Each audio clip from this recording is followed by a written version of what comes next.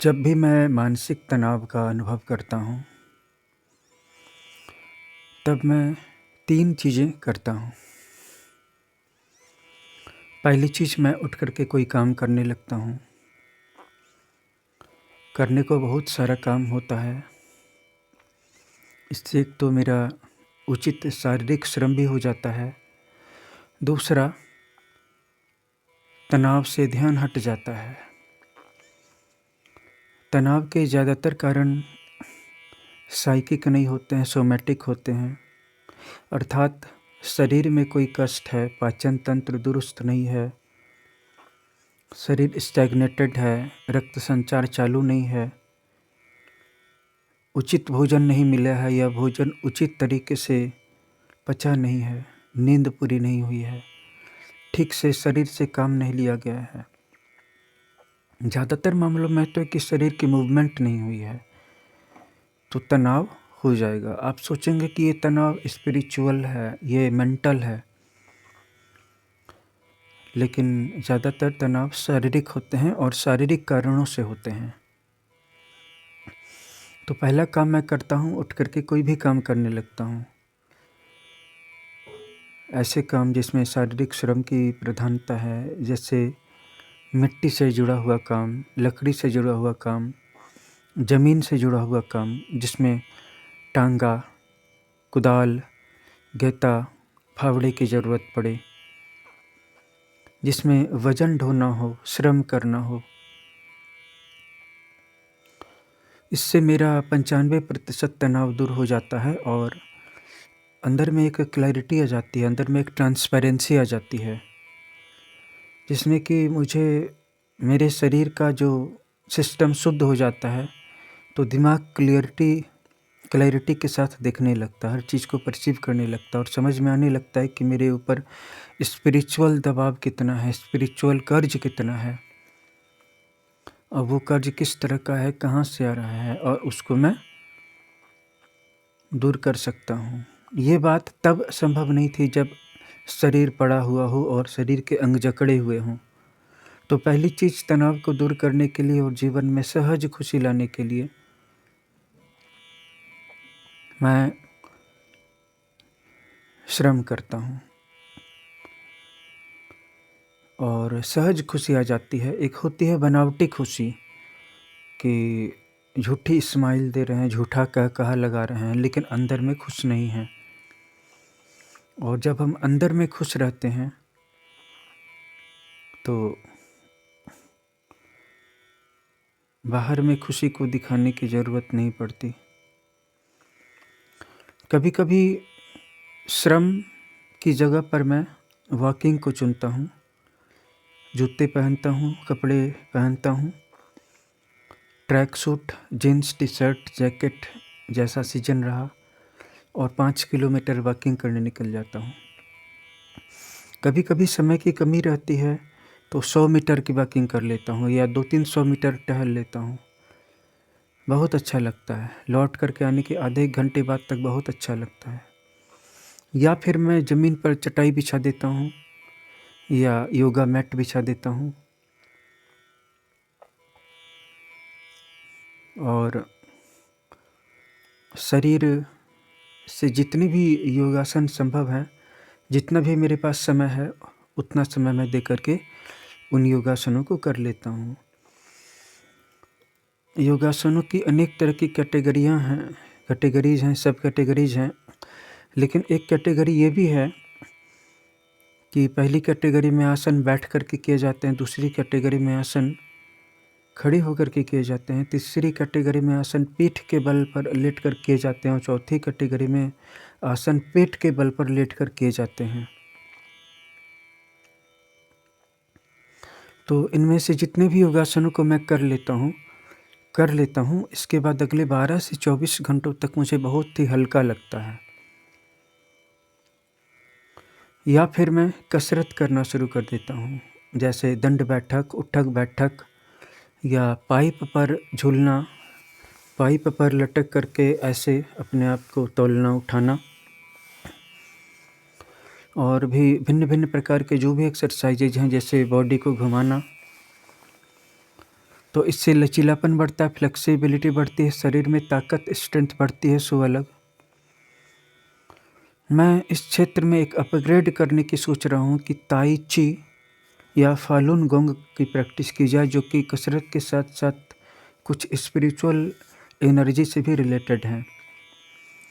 मैं ताई ची के बारे में भी वीडियोज़ बना करके लाऊंगा और फालून गोंग के भी वीडियोज़ बना करके लाऊंगा। लेकिन अभी मैं बता रहा हूँ कि तनाव होने पर मैं ऐसे काम करता हूँ जिसमें मेरा शरीर मूवमेंट करे। और रिसेंटली मैंने महसूस किया है कि मेरा काम कुछ इस तरह का रहा है कि मुझे बैठ कर के एडिटिंग करनी है, टाइपिंग करनी है, ट्रांसलेशन करना है, या वीडियोज़ बनाने हैं, या लोगों से बातें करनी है फ़ोन पर, या लोगों को मैसेज करना है, या लाइव जाना है।